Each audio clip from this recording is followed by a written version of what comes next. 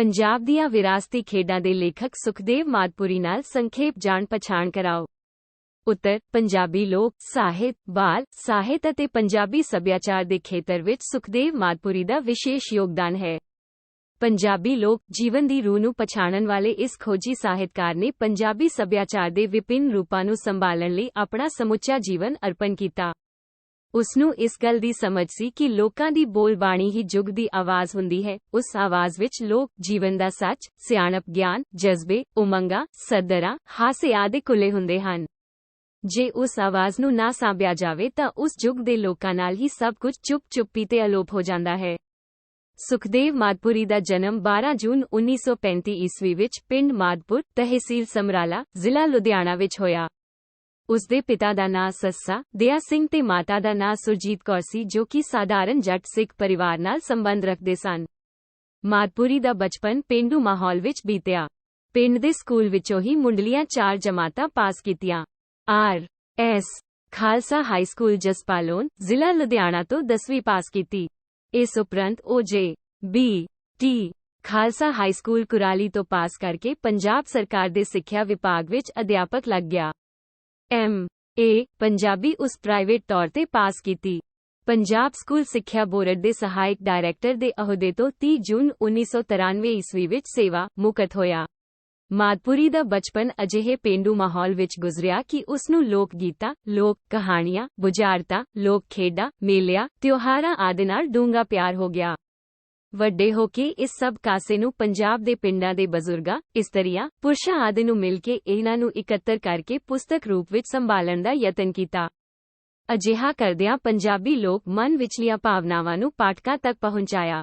ਸੁਖਦੇਵ ਮਾਦਪੁਰੀ ਦੀਆਂ ਕੋਈ 3 ਦਰਜਨ ਦੇ ਕਰੀਬ ਪੁਸਤਕਾਂ ਪ੍ਰਕਾਸ਼ਿਤ ਹੋ ਚੁੱਕੀਆਂ ਹਨ। ਉਸ ਦੇ ਕੀਤੇ ਕੰਮ ਦੀ ਮਹੱਤਤਾ ਇਸ ਗੱਲ ਤੋਂ ਜ਼ਾਹਰ ਹੁੰਦੀ ਹੈ ਕਿ ਯੂਨੀਵਰਸਿਟੀਆਂ ਵਿੱਚ ਉਸ ਦੀਆਂ ਪੁਸਤਕਾਂ ਉੱਤੇ ਖੋਜ ਕਾਰਜ ਹੋ ਚੁੱਕੇ ਹਨ ਅਤੇ ਹੋ ਰਹੇ ਹਨ। ਪੰਜਾਬੀ ਨੂੰ ਉਸਨੇ ਲੋਕ ਬੁਝਾਰਤਾਂ 1956, ਜ਼ਰੀ ਦਾ ਟੋਟਾ 1957, ਗਾਉਂਦਾ ਪੰਜਾਬ 1958, ਹੈਟਮ ਹਟਨਵ 1962, ਬਗਸਟਬਾਪਾ 1962, ਰਮੇਵਾਗ 1962, ਨੈਟੂ ਰਾਸੀਮਾ 1962, ਵੇਮਾ ਡਲ 1962, ਪੈਂਟਾਵਾੜੀ ਵੈਲਮ 1976, ਥੇਂਕਸਾਵੀ ਬੁਝਾਰਤਾਂ 1979, ਫੁੱਲਾਂ ਭਰੀ ਚੰਗੇਰ 1979, ਭਾਰਤੀ ਲੋਕ ਕਹਾਣੀਆਂ 1991, ਬਾਲ ਕਹਾਣੀਆਂ 1992, ਆਓ ਗਾਈਏ 1992, ਪੰਜਾਬ ਦੇ ਮੇਲੇ ਤੇ ਤਿਉਹਾਰ, ਆਓ ਨੱਚੀਏ। ਲੋਕੀ ਦਾ ਫਲ, ਖੰਡ ਮਿਸ਼ਰੀ ਲੋਕ ਗੀਤਾਂ ਦੀਆਂ ਡਲੀਆਂ, ਨੈਣੀ ਨੀਂਦ ਨਾ ਆਵੇ, ਸ਼ਾਵਾਨੀ ਬੰਬੀਹਾ ਬੋਲੇ ਦੀ ਸਮਾਜਿਕ ਵਿਆਖਿਆ, ਲੋਕ ਸਿਆਣਪਾਂ, ਬਾਤਾਂ ਦੇਸ਼ ਪੰਜਾਬ ਦੀਆਂ, ਪੰਜਾਬ ਦੇ ਲੋਕ ਨਾਇਕ, ਮਹਿਕ ਪੰਜਾਬ ਦੀ, ਪੰਜਾਬੀ ਸੱਭਿਆਚਾਰ ਦੀ ਆਰਸੀ, ਪੰਜਾਬ ਦੀਆਂ ਪੰਜਾਬ ਖੇਡਾਂ ਪੁਸਤਕਾਂ ਪੰਜਾਬੀ ਸਾਹਿਤ ਨੂੰ ਦਿੱਤੀਆਂ। ਸੁਖਦੇਵ ਮਾਦਪੁਰੀ ਕਈ ਸਾਲ ਪੰਜਾਬ ਸਕੂਲ ਸਿੱਖਿਆ ਬੋਰਡ ਦੇ 2 ਰਸਾਲਿਆਂ, ਪੰਖੜੀਆਂ, ਪੰਜ, ਆਬ ਅਤੇ ਪ੍ਰਾਇਮਰੀ ਸਿੱਖਿਆ ਦਾ ਸੰਪਾਦਕ ਵੀ ਰਿਹਾ। ਵਰਖਾ ਦੀ ਉਡੀਕ, ਤਿੱਤਲੀ ਤੇ ਸੂਰਜਮੁਖੀ ਮਾਦਪੁਰੀ ਦੀਆਂ ਪੰਜਾਬੀ ਵਿੱਚ ਸਫਲ ਅਨੁਵਾਦਿਤ ਪੁਸਤਕਾਂ ਹਨ। ਜਿਸ ਲੇਖਕ ਨੇ ਇੰਨੀ ਵੱਡੀ ਪੱਧਰ ਉੱਤੇ ਕੰਮ ਕੀਤਾ ਹੋਵੇਗਾ ਤਾਂ ਉਸਦੇ ਯੋਗਦਾਨ ਨੂੰ ਦੇਖਦਿਆਂ ਉਸਦਾ ਮਾਣ, ਸਤਿਕਾਰ ਹੋਣਾ ਵੀ ਕੁਦਰਤੀ ਹੈ। ਭਾਸ਼ਾ ਵਿਭਾਗ ਪੰਜਾਬ ਵੱਲੋਂ ਸ਼੍ਰੋਮਣੀ ਪੰਜਾਬੀ ਬਾਲ ਸਾਹਿਤ ਲੇਖਕ ਪੁਰਸਕਾਰ 1974 ਈਸਵੀ ਵਿੱਚ ਪੰਜਾਬੀ ਬੁਝਾਰਤਾਂ ਪੁਸਤਕ ਲਈ ਮਿਲਿਆ।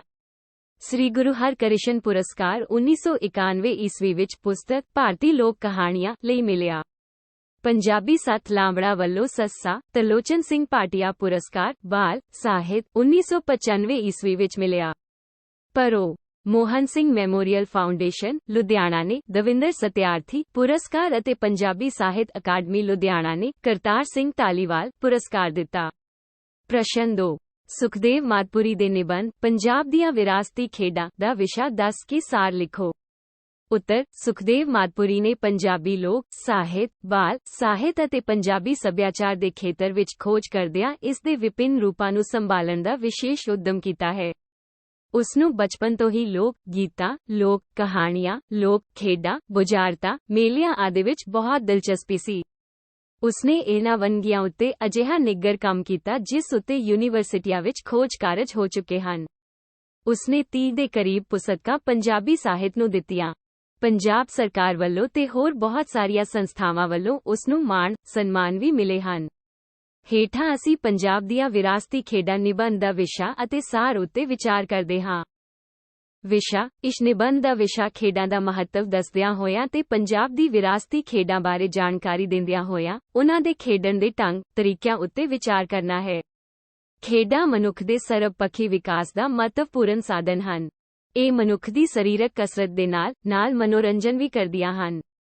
ਜ਼ਿੰਦਗੀ ਵਿੱਚ ਹਰ ਮੁਕਾਬਲੇ ਨਾਲ ਜੂਝਣ, ਸਫਲਤਾ ਤੇ ਅਸਫਲਤਾ ਨੂੰ ਸਹਿਣ ਦੀ ਤਾਕਤ ਦਿੰਦੀਆਂ ਹਨ।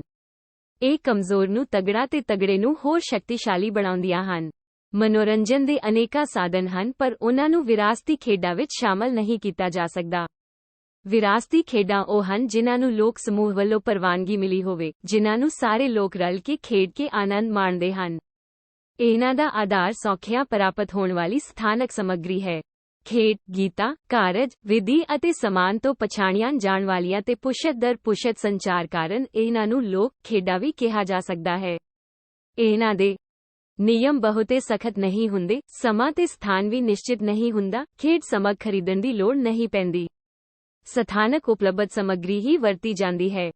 ਗਿੜਾ ਪੰਸਾਸੀ ਲਗਨਾਬੀ BAA ਪਾਠ 2 ਸੇਮ 3 P ਇਹ ਖੇਡਾਂ ਬੱਚਿਆਂ ਵਿੱਚ ਸਦਭਾਵਨਾ, ਨੇਕ, ਨਿਯਤੀ, ਇਨਸਾਫ, ਭਾਈਵਾਲੀ ਆ ਨੈਤਿਕ ਇਹ ਖੇਡਾਂ ਦੀਆਂ ਹਨ। ਆਧੁਨਿਕ ਮਸ਼ੀਨੀ ਸਭਿਅਤਾ ਕਾਰਨ ਵਿਰਾਸਤੀ ਖੇਡਾਂ ਵਿੱਚ ਦੋ ਅਨੇਕਾਂ ਪਰਿਵਰਤਨ ਹੋਏ ਹਨ।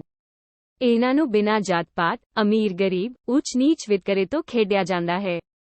ਚੰਗੀ ਖੇਡ ਇਹਨਾਂ ਦਾ ਮਨੋਰਥ ਹੈ। ਇਹ ਗੱਭਰੂਆਂ ਨੂੰ ਕੁਰਾਹੇ ਪੈਣ ਤੋਂ ਬਚਾਉਂਦੀਆਂ ਹਨ। ਪੰਜਾਬ ਵਿੱਚ ਬੁੱਢੀ, ਮਾਈ, ਪੰਡਾ, ਪੰਡਾਰੀਆ, ਉਠਕ ਬੈਠਕ, ਊਚ ਨੀਚ, ਕੋਟਲਾ ਛਪਾਕੀ ਦਾਈਆਂ ਦੁਹਕੜੇ, ਪਿੱਠੂ, ਪੀਚੋ ਬੱਕਰੀ, ਅੱਡੀ ਛੜੱਪਾ, ਬਾਂਦਰ ਕੀਲਾ, ਸਮੁੰਦਰ ਤੇ ਮੱਛੀ, ਖਾਨ ਕੋੜੀ, ਅੰਨਾ ਝੋਟਾ, ਕੂਕਾ ਕਾਂਗੜੇ, ਸ਼ੱਕਰ ਭਿਜੀ, ਲੰਬੀ ਕੌਡੀ, ਗੂੰਗੀ ਕਬੱਡੀ, ਪੱਕੀ ਸੌਂਚੀ ਕੁਸ਼ਤੀ, ਟਿਬਲਾ ਟਿਬਲੀ, ਖੁੱਦੋ ਖੁੰਡੀ, ਲੱਲਾ ਲੂਣ ਤੇਲ, ਡੰਡਾ ਡੁਕ, ਪੀਲ, ਪਲਾਂਗੜਾ, ਗੁੱਲੀ ਡੰਡਾ, 12 ਬੀਕਰੀ, 12 ਟਾਣੀ, ਸ਼ਤਰੰਜ, ਚੌਪੜ, ਤਾਸ਼, ਰਸਾਕਸ਼ੀ, ਬੋਰੀ ਚੁੱਕਣਾ ਆਦਿ ਵਿਰਾਸਤੀ ਖੇਡਾਂ ਖੇਡੀਆਂ ਜਾਂਦੀਆਂ ਹਨ। ਇਹਨਾਂ ਦਾ ਸੱਭਿਆਚਾਰਕ ਦ੍ਰਿਸ਼ਟੀ ਤੋਂ ਅਧਿਐਨ ਬਹੁਤ ਮਹੱਤਵਪੂਰਨ ਹੈ। ਪਰ ਹੁਣ ਦੇ ਪੰਜਾਬੀਆਂ ਦੀ ਵਿਰਾਸਤੀ ਖੇਡਾਂ ਵਿੱਚ ਪਹਿਲੇ ਵਰਗੀ ਦਿਲਚਸਪੀ ਨਹੀਂ ਰਹੀ। ਕਿਲ੍ਹਾ ਰਾਏਪੁਰ ਵਿੱਚ ਹੁੰਦੇ ਖੇਡ ਮੇਲੇ ਵਿੱਚ ਇਹਨਾਂ ਦੀਆਂ ਝਲਕਾਂ ਦੇਖਣ ਨੂੰ ਮਿਲਦੀਆਂ ਹਨ। ਇਸ ਤਰ੍ਹਾਂ ਇਹ ਨਿਬੰਧ ਪੰਜਾਬੀ ਵਿਰਾਸਤੀ ਖੇਡਾਂ ਬਾਰੇ ਕਾਫੀ ਵਾਕਫੀ ਦੇਣ ਵਾਲਾ ਹੈ। ਅਲੋਪ ਹੋ ਰਹੀਆਂ ਖੇਡਾਂ ਨੂੰ ਸੰਭਾਲਣ ਦਾ ਇੱਕ ਚੰਗਾ ਉੱਦਮ ਕਿਹਾ ਜਾ ਸਕਦਾ ਹੈ। ਸਾਰ, ਲੇਖਕ ਅਨੁਸਾਰ ਖੇਡਣਾ ਮਨੁੱਖ ਦੀ ਮੁੱਢਲੀ ਪ੍ਰਵਿਰਤੀ ਹੈ। ਮਨੁੱਖ ਨੇ ਆਪਣੇ ਸਰੀਰ, ਵਿੱਤ ਅਤੇ ਸੁਭਾਅ ਅਨੁਕੂਲ ਖੇਡਾਂ ਦੀ ਸਿਰਜਣਾ ਕੀਤੀ ਹੈ। ਜਨਮ ਤੋਂ ਬਾਅਦ ਬੱਚਾ ਹੱਥ ਪੈਰ ਮਾਰ ਕੇ ਖੇਡਣ ਲੱਗ ਪੈਂਦਾ ਹੈ ਅਤੇ 5-7 ਸਾਲਾਂ ਦੀ ਉਮਰ ਵਿੱਚ ਉਹ ਖੇਡਾਂ ਵਿੱਚ ਪੂਰੀ ਤਰ੍ਹਾਂ ਰੁੱਝ ਜਾਂਦਾ ਹੈ। ਖੇਡਾਂ ਨਾਲ ਮਨੁੱਖ ਦਾ ਸਰੀਰਕ, ਮਾਨਸਿਕ ਤੇ ਬੌਧਿਕ ਵਿਕਾਸ ਹੁੰਦਾ ਹੈ। ਖੇਡਾਂ ਸਰੀਰਕ ਕਸਰਤ ਵੀ ਹਨ ਤੇ ਮਨੋਰੰਜਨ ਵੀ। ਖੇਡਾਂ ਆਤਮਾ ਨੂੰ ਤਗੜਾ ਕਰਦੀਆਂ ਹਨ, ਮੁਕਾਬਲੇ ਦੀ ਭਾਵਨਾ ਉਪਜਾਉਂਦੀਆਂ ਹਨ, ਹਾਰ ਸਹਿਣ ਦੀ ਸ਼ਕਤੀ ਦਿੰਦੀਆਂ ਹਨ। ਇਹ ਸਰੀਰ ਨੂੰ ਤੰਦਰੁਸਤ, ਫੁਰਤੀਲਾ ਤੇ ਤਾਕਤਵਰ ਬਣਾਉਂਦੀਆਂ ਹਨ। ਸੈਰ ਸਪਾਟਾ, ਕਿਤਾਬਾਂ ਪੜ੍ਹਨਾ, ਗੀਤ, ਸੰਗੀਤ, ਚਿੱਤਰਕਾਰੀ, ਸ਼ਿਲਪਕਾਰੀ, ਰਾਸਾ, ਨਕਲਾਂ, ਸਵਾਂਗ, ਬਾਜੀਗਰਾਂ ਤੇ ਕਰਤੱਵ, ਪੁਤਲੀਆਂ ਦੇ ਨਾਚ, ਪਸ਼ੂ ਪੰਛੀਆਂ ਦੀਆਂ ਲੜਾਈਆਂ, ਬੈਲ ਗੱਡੀਆਂ ਦੀਆਂ ਦੌੜਾਂ ਆਦਿ ਵੀ ਮਨੋਰੰਜਨ ਦੇ ਸਾਧਨ ਹਨ ਪਰ ਇਹ ਵਿਰਾਸਤੀ ਖੇਡਾਂ ਨਹੀਂ ਹਨ। ਵਿਰਾਸਤੀ ਖੇਡਾਂ ਸਮੂਹਿਕ ਪ੍ਰਵਾਨਗੀ ਵਾਲੀਆਂ ਹੁੰਦੀਆਂ ਹਨ ਤੇ ਇਹਨਾਂ ਨੂੰ ਸਾਰੇ ਰਲ ਕੇ ਖੇਡਦੇ ਤੇ ਆਨੰਦ ਮਾਣਦੇ ਹਨ। ਖੇਡਾਂ ਮਨੁੱਖ ਦੇ ਜਿਸਮਾਨੀ, ਮਾਨਸਿਕ ਅਤੇ ਜੀਵਨ ਦੀਆਂ ਲੋੜਾਂ ਦੀ ਪੂਰਤੀ ਦੇ ਸਰਬਕਾਲੀ ਤੇ ਸਰਬਵਿਆਪੀ ਕਾਰਜ ਹਨ ਜਿਨ੍ਹਾਂ ਦਾ ਪ੍ਰੇਰਨਾ ਸਰੋਤ ਸ਼ੁਗਲੀਆ ਆਧਾਰ ਰਿਹਾ ਹੈ। ਸੌਖੀ ਅਤੇ ਆਸਾਨੀ ਨਾਲ ਉਪਲਬਧ ਸਮੱਗਰੀ ਜਿਸ ਨਾਲ ਸਰੀਰਕ ਤੇ ਮਾਨਸਿਕ ਮਨੋਰੰਜਨ ਹੋ ਸਕੇ ਇਹਨਾਂ ਦਾ ਆਧਾਰ ਹੈ। ਖੇਡ, ਗੀਤਾਂ, ਕਾਰਜ, ਵਿਧੀ ਅਤੇ ਖੇਡ ਸਮਾਨ ਤੋਂ ਪਛਾਣੀਆਂ ਜਾਣ ਵਾਲੀਆਂ ਇਹਨਾਂ ਖੇਡਾਂ ਨੂੰ ਲੋਕ ਖੇਡਾਂ ਵੀ ਕਹਿੰਦੇ ਹਨ। ਇਹ ਪੁਸ਼ਤ ਦਰ ਪੁਸ਼ਤ ਅੱਗੇ ਚਲਦੀਆਂ ਹਨ। ਵਿਰਾਸਤੀ ਖੇਡਾਂ ਦੇ ਨਾ ਤਾਂ ਕਰੜੇ ਨਿਯਮ ਹਨ ਤੇ ਨਾ ਹੀ ਸਮਾਂ ਸਥਾਨ ਨਿਸ਼ਚਿਤ ਹੈ। ਕਿਸੇ ਵੀ ਖੁੱਲੀ ਥਾਂ ਉੱਤੇ ਇਹ ਖੇਡੀਆਂ ਜਾ ਸਕਦੀਆਂ ਹਨ। ਇਹਨਾਂ ਲਈ ਸਾਮਾਨ ਮਲੇ ਨਹੀਂ ਖਰੀਦਿਆ ਜਾਂਦਾ ਹੈ। ਸਣ ਦੇ ਰੋਸੇ, ਕੋਲੇ, ਬਾਂਟੇ, ਕੌਡੀਆਂ, ਅਖਰੋਟ, ਠੀਕਰੀਆਂ, ਖੇਡ ਨਹੀਂ ਖਬੀਬੀਆਂ, ਦਰਖਤ ਦੇ ਖੁੰਡੇ, ਲੀਰਾਂ ਦੀ ਖਿੱਦੋ, ਟੁੱਟੀਆਂ ਜੁੱਤੀਆਂ, ਇਮਲੀ ਦੀਆਂ ਗਿਟਕਾਂ ਆਦਿ ਇਹਨਾਂ ਦੀ ਸਮੱਗਰੀ ਹੁੰਦੀ ਹੈ। ਬੱਚਿਆਂ ਵਿੱਚ ਸਦਭਾਵਨਾ, ਇਮਾਨਦਾਰੀ, ਇਨਸਾਫ ਅਤੇ ਸਾਂਝੀਦਾਰੀ ਦੇ ਨੈਤਿਕ ਗੁਣ ਖੇਡਾਂ ਰਾਹੀਂ ਆਉਂਦੇ ਹਨ। ਬੱਚੇ ਬੁੱਢੀ ਮਾਈ, ਪੰਡਾ, ਪੰਡਾਰੀਆ, ਉਠਕ ਬੈਠਕ, ਊਚ ਨੀਚ, ਕੋਟਲਾ ਛਪਾਕੀ, ਪਿੱਠੂ, ਅੱਡੀ ਛੜੱਪਾ ਆਦਿ ਛੁਹਣ ਛੁਹਾਈ ਵਾਲੀਆਂ ਖੇਡਾਂ ਵਧੇਰੇ ਖੇਡਦੇ ਹਨ। ਦਾਈ ਜਾਂ ਮੀਟੀ ਦੇਣ ਲਈ ਪੁੱਗਿਆ ਜਾਂਦਾ ਹੈ। 3 ਬੱਚੇ ਹੱਥ ਫੜ ਕੇ ਹਵਾ ਵਿੱਚ ਉਛਾਲ ਕੇ ਪੁੱਠੇ ਸਿੱਧੇ ਰੱਖਦੇ ਹਨ। ਜਿਸ ਦੇ ਹੱਥ ਤਿੰਨਾਂ ਵਿੱਚੋਂ ਵੱਖਰੇ ਹੋਣ ਉਹ ਪੁੱਗ ਜਾਂਦਾ ਹੈ। ਪੁੱਗਣ ਦੇ ਹੋਰ ਤਰੀਕੇ ਵੀ ਹਨ। ਬੱਚੇ ਗੋਲ ਚੱਕਰ ਬਣਾ ਕੇ ਖੜ ਜਾਂਦੇ ਹਨ। ਇੱਕ ਬੱਚਾ ਵਾਰੋ-ਵਾਰੀ ਸਾਰਿਆਂ ਦੀ ਛਾਤੀ ਨਾਲ ਉਂਗਲ ਛੁਹਾ ਕੇ ਬੋਲਦਾ ਹੈ, ਇੰਗਣ ਮੀਗਣ ਤਲੀ ਤਲਿੰਗਣ, ਕਾਲਾ ਪੀਲਾ ਡੱਕਰਾ, ਗੁੜ ਖਾਵਾਂ ਬੇਲ ਵਦਾਵਾਂ ਜੋੜ ਦਾ ਨਿਸ਼ਾਨ, ਮੂਲੀ ਪੱਤਰਾ ਪੱਤਰਾ ਵਾਲੇ ਘੋੜੇ ਆਏ ਹੱਥ, ਕੁਤਾੜੀ ਪੈਰ ਕੁਤਾੜੀ ਨਿਕਲ ਬਾਲਿਆ ਤੇਰੀ ਵਾਰੀ। ਜਿਸਨੂੰ ਆਖਰੀ ਸ਼ਬਦ ਨਾਲ ਹੱਥ ਲੱਗਦਾ ਹੈ ਉਹ ਪੁੱਗ ਜਾਂਦਾ ਹੈ। ਕਬੱਡੀ, ਰਸਾ ਕਸ਼ੀ, ਸ਼ੱਕਰ ਭਿੱਜੀ, ਲੂਣ ਮਿਆਣੀ, ਕੂਕਾਂ ਕਾਂਗੜੇ ਤੇ ਟਿਬਲ ਟਿਬਲੀ ਆਦਿ ਖੇਡਾਂ ਟੋਲੀਆਂ ਬਣਾ ਕੇ ਖੇਡੀਆਂ ਜਾਂਦੀਆਂ ਹਨ। ਇਹਨਾਂ ਟੋਲੀਆਂ ਬਣਾਉਣ ਦਾ ਨਿਯਮ ਹੈ, 2 ਜਣੇ ਇੱਕ ਟੋਲੀ ਦੇ ਮੁਖੀ ਬਣ ਜਾਂਦੇ ਹਨ। ਬਾਕੀ ਦੇ 2 ਹਾਣੀ ਬਣ ਕੇ ਫਰਜ਼ੀ ਨਾਂ ਰੱਖ ਕੇ ਮੁਖੀਆਂ ਕੋਲ ਜਾਂਦੇ ਹਨ ਤੇ ਫਰਜ਼ੀ ਨਾਂ ਬੋਲ ਕੇ ਹਾਣੀ ਮੰਗਣ ਲਈ ਕਹਿੰਦੇ ਹਨ। ਇੱਕ ਮੁਖੀ ਇੱਕ ਨਾਂ ਬੋਲ ਹਾਣੀ ਮੰਗ ਲੈਂਦਾ ਹੈ, ਦੂਜਾ ਦੂਜੀ ਟੋਲੀ ਵਿੱਚ ਚਲਾ ਜਾਂਦਾ ਹੈ। ਆੜੀ ਚੁਣਨ ਲਈ ਤੇ ਪੁੱਗਣ ਲਈ ਕਈ ਤਰ੍ਹਾਂ ਦੇ ਗੀਤ ਵੀ ਪ੍ਰਚਲਿਤ ਹਨ, ਜਿਵੇਂ ਕਿ ਉੱਕੜ ਦੁੱਕੜ ਪੱਬਾ ਪੌ 80 90 ਪੂਰਾ 100 ਸਾਹਾ ਸਲੋਟਾ, ਤਿੱਤਰ ਮੋਟਾ ਚੱਲ ਮਦਾਰੀ ਪੈਸਾ ਖੋਟਾ, ਖੋਟੇ ਦੀ ਖਟਿਆਈ ਬੇਬੇ ਦੌੜੀ ਦੌੜੀ ਆਈ।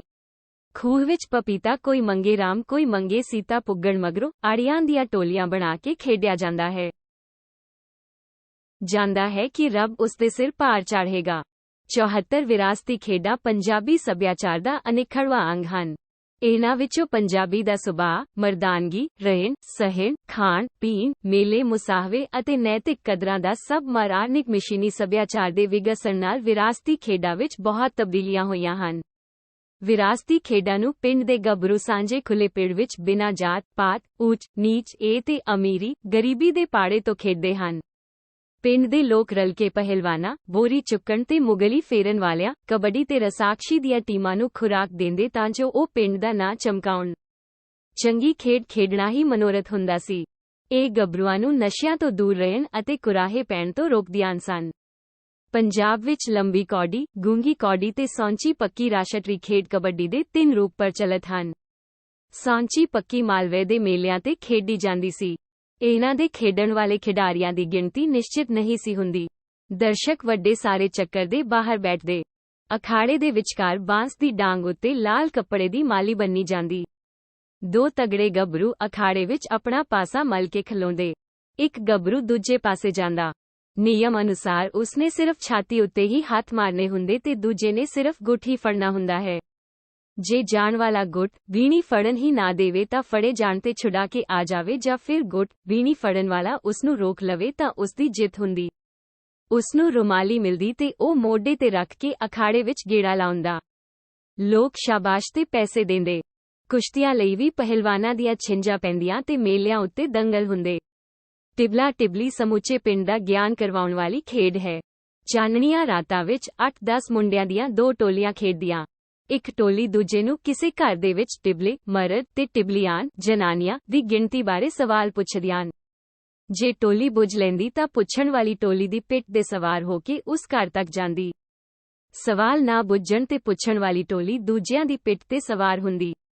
ਉੱਥੇ ਪਹੁੰਚ ਕੇ ਘਰ ਵਾਲਿਆਂ ਨੂੰ ਪੁੱਛਿਆ ਜਾਂਦਾ, ਹੇਠਲਾ ਹੇਠਾਂ ਕੀ ਉਤਲਾ ਉੱਤੇ। ਜਵਾਬ ਅਨੁਸਾਰ ਉੱਪਰਲੀਆਂ ਤੇ ਹੇਠਲੀਆਂ ਟੋਲੀਆਂ ਬਦਲੀਆਂ ਜਾਂਦੀਆਂ। ਫਿਰ ਪਹਿਲੇ ਵਾਲੀ ਥਾਂ ਤੇ ਪਹੁੰਚਿਆ ਜਾਂਦਾ। ਸ਼ੱਕਰ ਭਿੱਜੀ ਖੇਡ ਵਿੱਚ 4 ਜਾਂ 5 ਦੀਆਂ 2 ਟੋਲੀਆਂ ਹੁੰਦੀਆਂ। ਜਿਸ ਟੋਲੀ ਸਿਰ ਵਾਰੀ ਹੁੰਦੀ ਉਹ ਇੱਕ ਦੂਜੇ ਦਾ ਲੱਕ ਫੜ ਕੇ ਕੁੱਬੇ ਹੋ ਕੇ ਖਲੋ ਜਾਂਦੇ। ਦੂਜੀ ਟੋਲੀ ਉਹਨਾਂ ਦੀਆਂ ਪਿੱਠਾਂ ਉੱਤੇ ਛੜੱਪੇ ਮਾਰ ਕੇ ਬੈਠ ਜਾਂਦੀ। ਉਹ ਵੀ ਇੱਕ ਦੂਜੇ ਦਾ ਲੱਕ ਫੜ ਕੇ ਹੇਠਲੇ ਖਿਡਾਰੀਆਂ ਦੇ ਢਿੱਡਾਂ ਦੁਆਲੇ ਟੰਗਾਂ ਵੱਲ ਲੈਂਦੇ। ਹੇਠਲੇ ਉੱਪਰਲੀ ਟੋਲੀ ਦੇ ਪੈਰ ਹਿਲ ਜੁਲ ਕੇ ਜਾਂ ਝੁਕ ਕੇ ਜ਼ਮੀਨ ਤੇ ਲਾਉਣ ਦੀ ਕੋਸ਼ਿਸ਼ ਕਰਦੀ। ਜੇ ਲੱਗ ਜਾਂਦੇ ਤਾਂ ਵਾਰੀ ਖਤਮ ਤੇ ਜੇ ਨਾ ਲੱਗਣ ਤੇ ਹੇਠਲੀ ਟੋਲੀ ਦੇ ਥੱਕ ਜਾਣ ਤੇ ਉੱਪਰਲੇ ਪੁੱਛਦੇ ਸ਼ੱਕਰ ਭਿੱਜੀ ਕਿ ਨਾ। ਹਾਂ ਕਹਿ ਕੇ ਹੇਠਲੀ ਟੋਲੀ ਜਾਨ ਛੁਡਾਉਂਦੀ। ਅੱਡੀ ਛੜੱਪਾ ਜਾਂ ਅੱਡੀ ਟੱਪਾ ਕੁੜੀਆਂ 2 ਟੋਲੀਆਂ ਬਣਾ ਕੇ ਖੇਡਦੀਆਂ। ਹਰ ਟੋਲੀ ਵਿੱਚ 4-5 ਕੁੜੀਆਂ ਹੁੰਦੀਆਂ। ਇਸ ਖੇਡ ਰਾਹੀਂ ਕੁੜੀਆਂ ਦੌੜਨ, ਉੱਚੀਆਂ ਛਾਲਾਂ ਮਾਰਨ ਤੇ ਆਪਣੇ ਸਰੀਰ ਨੂੰ ਕਾਬੂ ਵਿੱਚ ਰੱਖਣ ਦਾ ਅਭਿਆਸ ਕਰਦੀਆਂ। ਬਾਂਦਰ ਕੀਲਾ ਸਿਆਲੇ ਮੈਦਾਨ ਵਿੱਚ ਇੱਕ ਕੀਲਾ ਗੱਡ ਕੇ 3-4 ਮੀਟਰ ਲੰਬੀ ਰੱਸੀ ਗੰਢੋ। ਕੀਲੇ ਕੋਲ ਖੇਡਣ ਵਾਲੇ ਆਪਣੀਆਂ ਜੁੱਤੀਆਂ ਰੱਖ ਦਿੰਦੇ। ਵਾਰੀ ਵਾਲਾ ਮੁੰਡਾ ਉਸਨੂੰ ਸਿਰੇ ਤੋਂ ਫੜ ਕੇ 4 ਚੁਫੇਰੇ ਘੁੰਮਦਾ। ਮੁੰਡੇ ਆਪਣੀਆਂ ਜੁੱਤੀਆਂ ਵਾਲਾ ਰੱਸੀ ਉਹ ਉਹਨਾਂ ਨੂੰ ਛੂੰਹਦਾ। ਜੇ ਕਿਸੇ ਨੂੰ ਛਾਹ ਲੈਂਦਾ ਤਾਂ ਵਾਰੀ ਖਤਮ। ਜੇ ਮੁੰਡੇ ਜੁੱਤੀਆਂ ਚੁੱਕ ਲੈਂਦੇ ਤਾਂ ਉਹ ਮੁੰਡਾ ਵੀ ਦੂਰ ਖਲੋਂਦਾ। ਬਾਕੀ ਮੁੰਡੇ ਜੁੱਤੀ ਫੜ ਕੇ ਇੱਕ ਲਾਈਨ ਵਿੱਚ ਖਲੋਂਦੇ।